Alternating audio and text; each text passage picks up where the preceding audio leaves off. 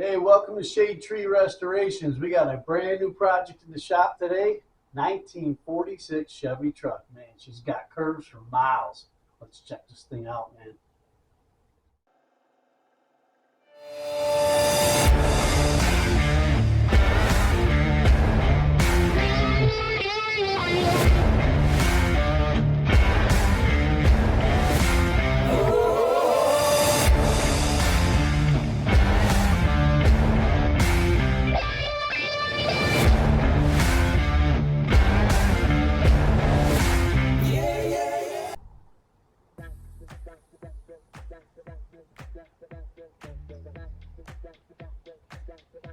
Unmistakable grill on a 46. Changed in 47. We've got a lot of fender work to do, but look at the size of them fenders. Is that awesome or what? When's the last time you saw a fender that big? Curvy. She's a curvy girl. Single windshield wiper. That's classic. Doors have a little bit of rust on them, but you would too if you were almost 80 years old. Real nice. Open and shut pretty decently. Cool with that. Got a little bit of work to do on that door. You can see the ding in that. Not the original seat, obviously. Dash needs some work.